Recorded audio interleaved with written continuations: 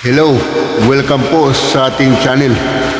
Ngayon po ating pag-usapan muli itong panibagong hirit ni Congressman Marcoleta laban po sa Meralco at ARB na patuloy po ang pagtaas ng singilin sa kuryente.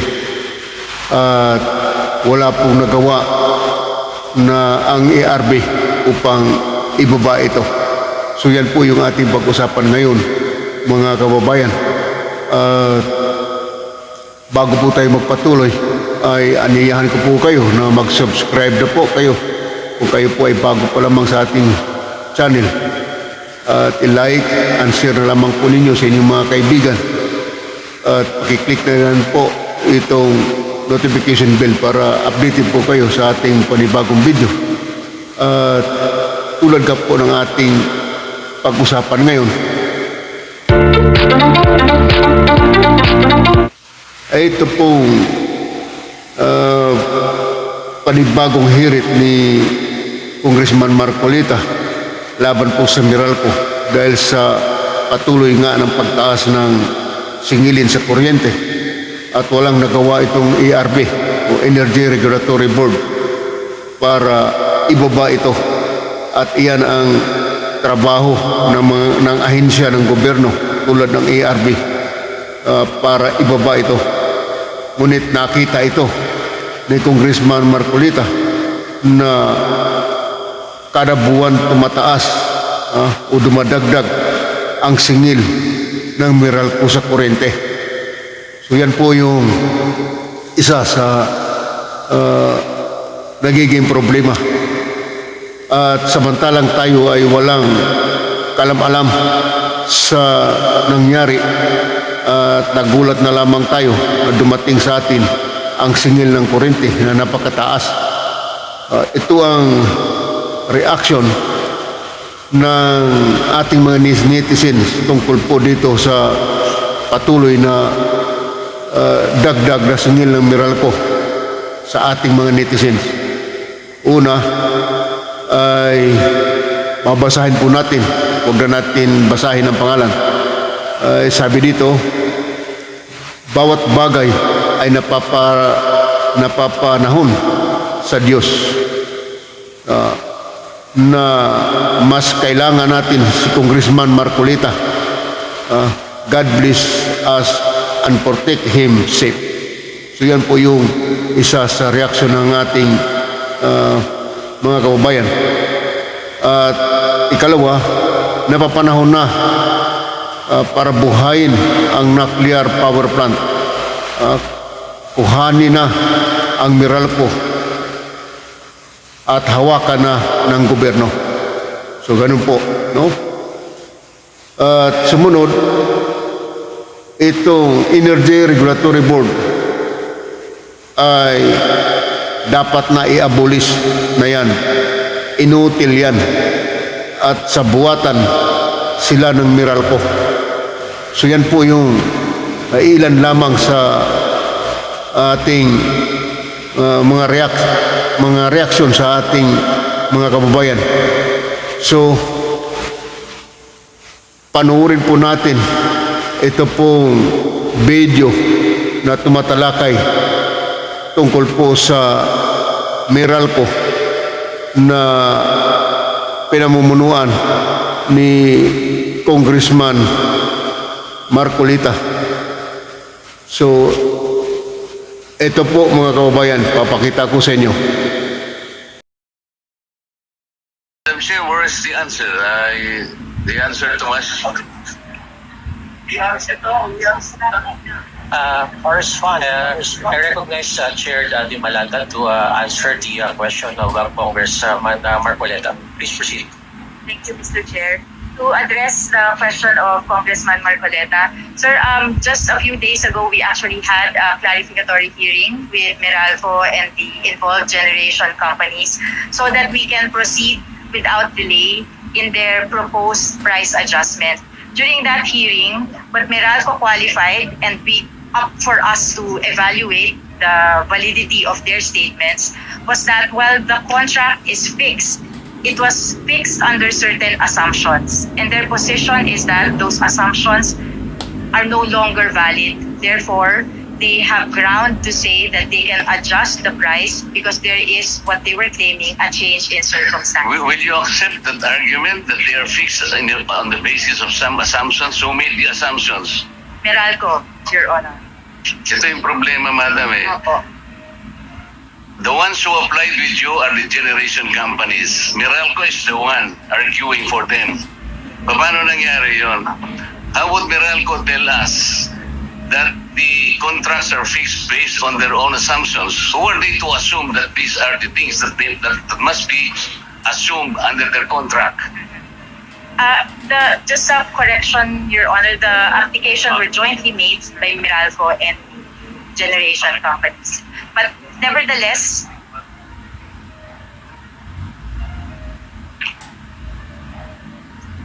Yun po yung ginagawa natin.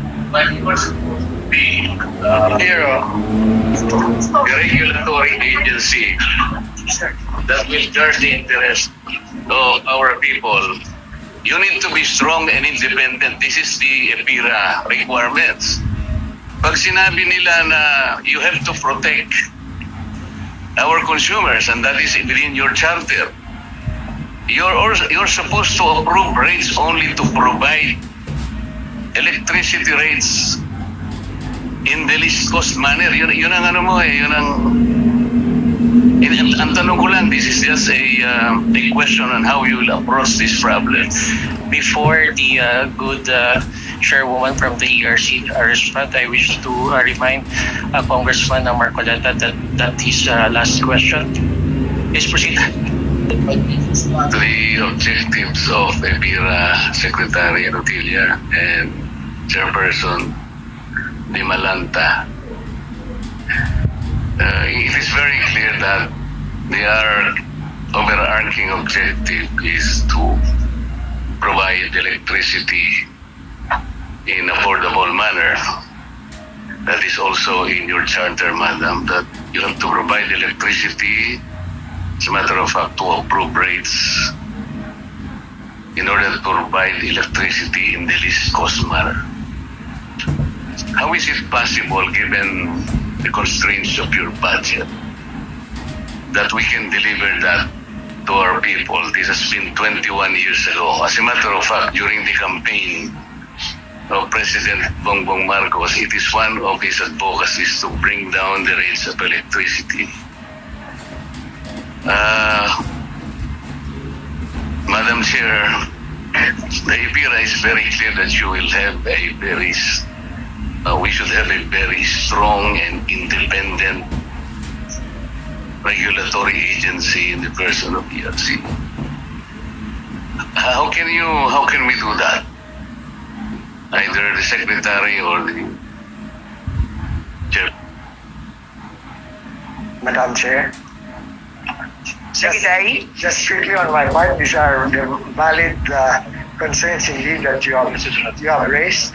But I would say that as shown in the slide previously, our dependence on imported fuel is a major factor, and therefore over time we need to decrease our dependence on imported sources of fuel and develop the indigenous resources, and that would be a way. That will be a long shot, Secretary. You see, if we are dependent on the international market, or we are dependent on the intricacies of the prices of fuel like coal, Yes.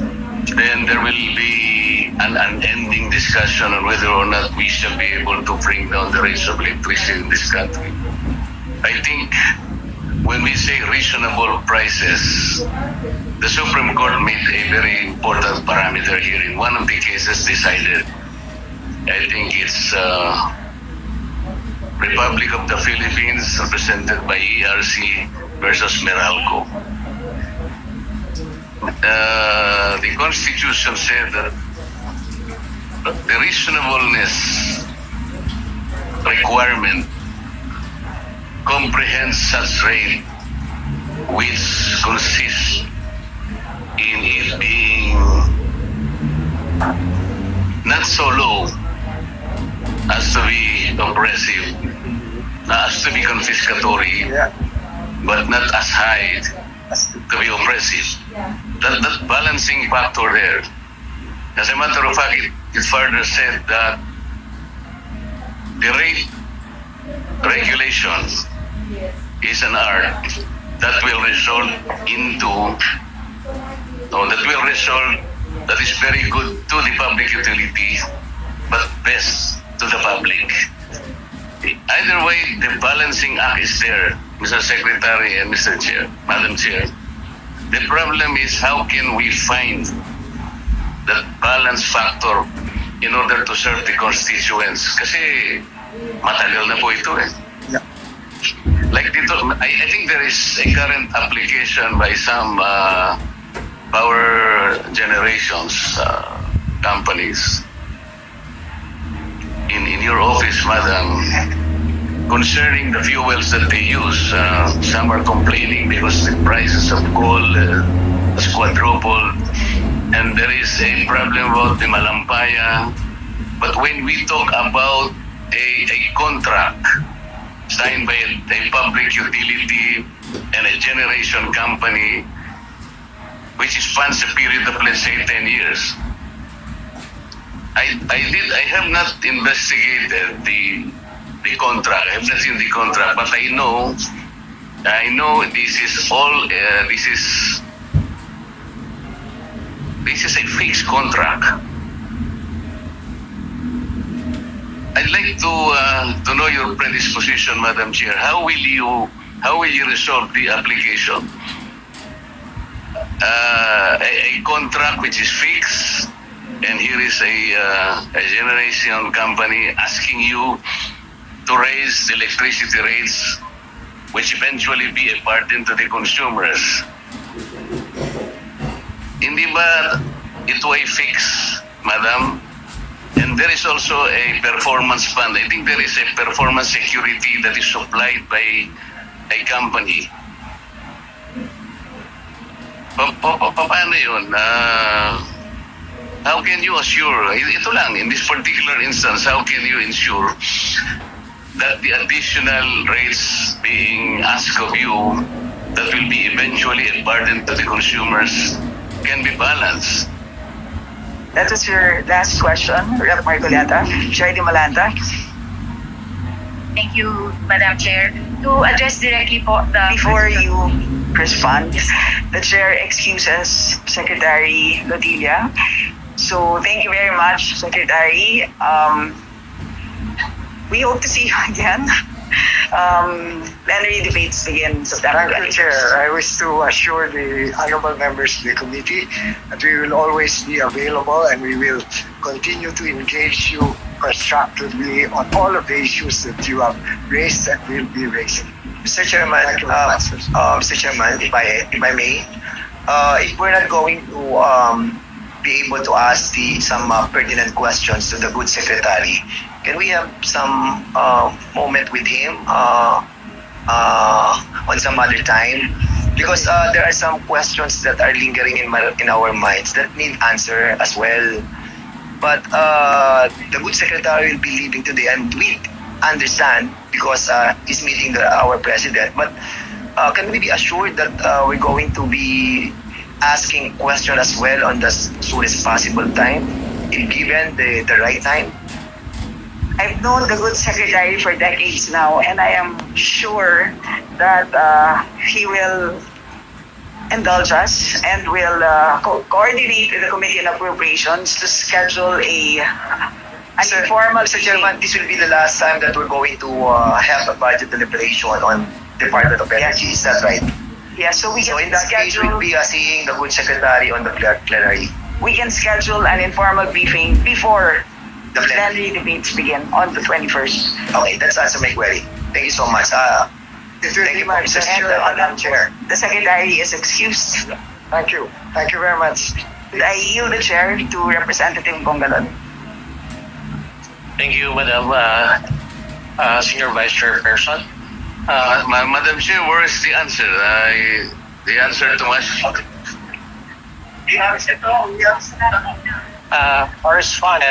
I recognize Chair Di Malanta to answer the question of Congressman Marcoleta. Please proceed.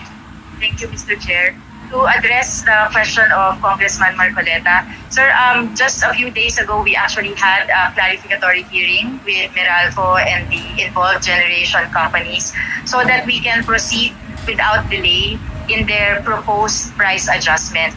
During that hearing, what Meralco qualified and we up for us to evaluate the validity of their statements was that while the contract is fixed, it was fixed under certain assumptions. And their position is that those assumptions are no longer valid. Therefore, they have ground to say that they can adjust the price because there is what they were claiming a change in circumstances. Will you accept that argument that they are fixed on the basis of some assumptions? Who made the assumptions?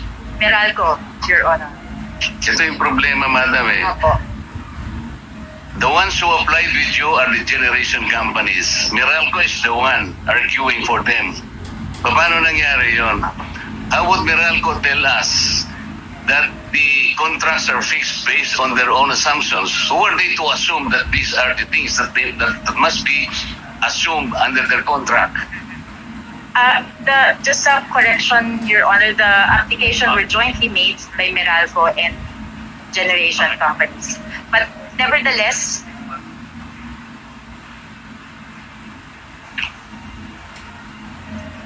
Yun po yung ginagawa natin. But you are supposed to be a regulatory agency that will guard the interest of our people. You need to be strong and independent. This is the EPIRA requirements.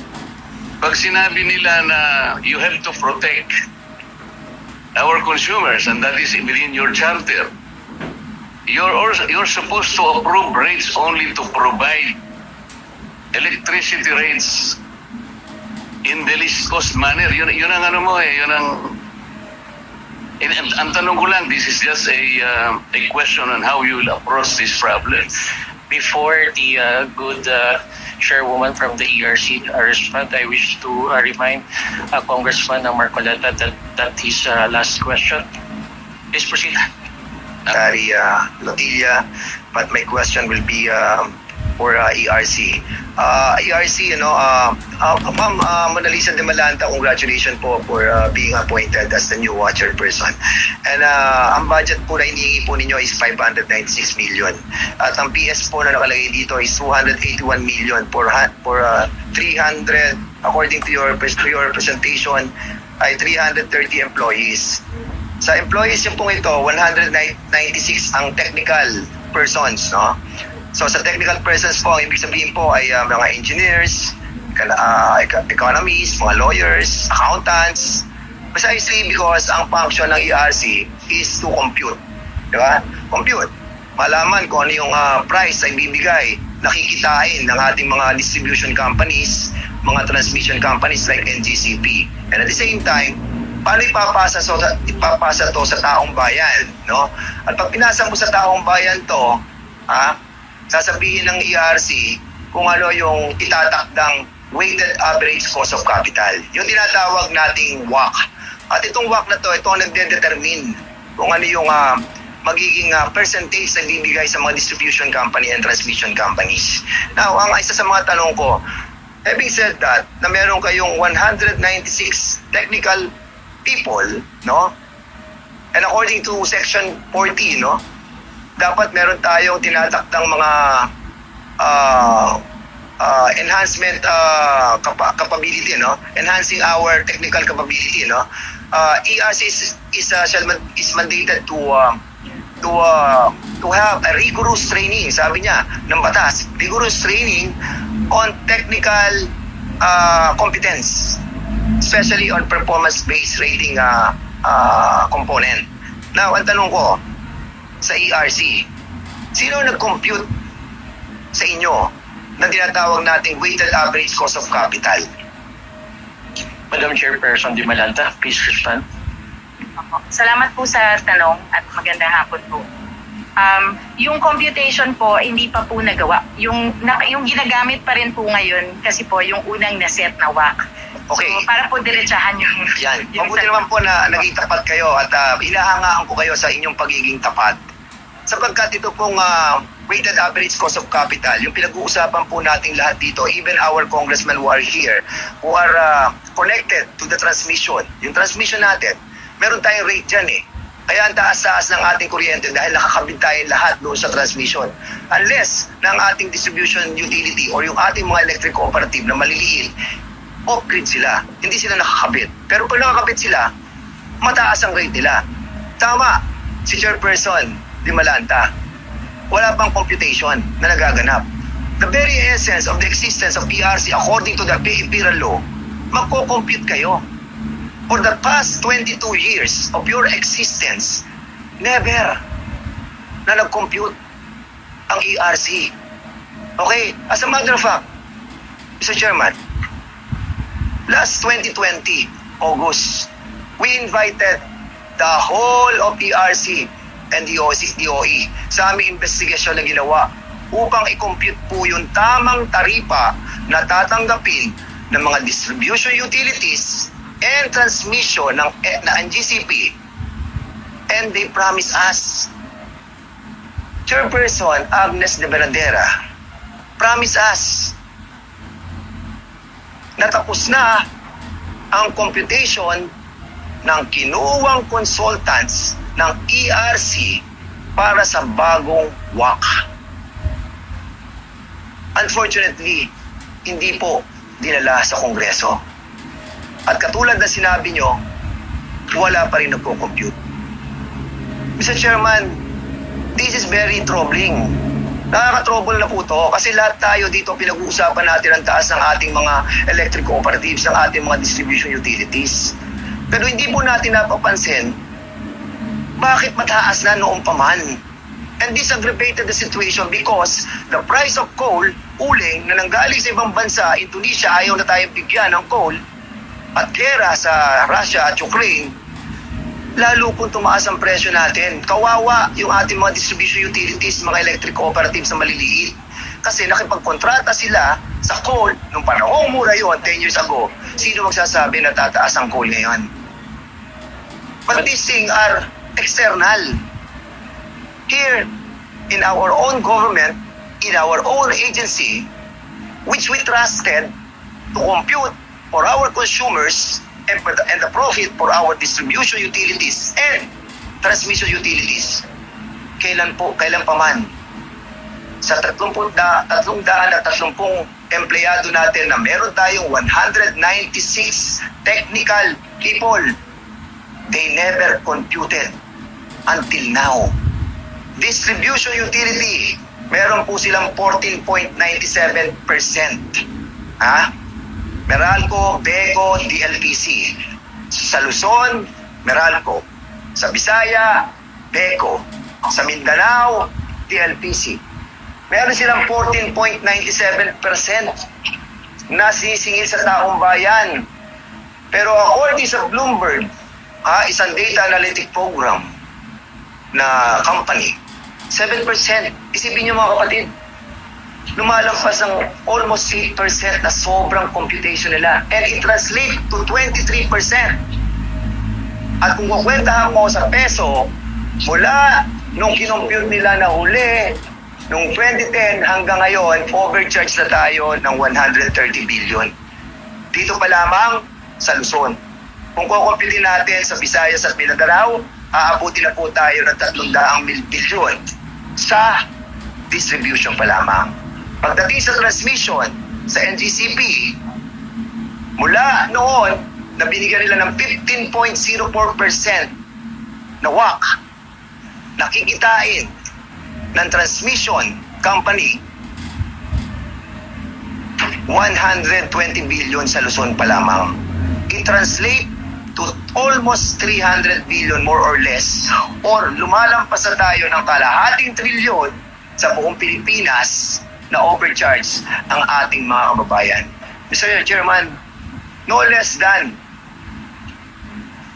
the Chairperson Agnes de Veladera promised us And I have a copy and I will give it to you, Madam Chairperson.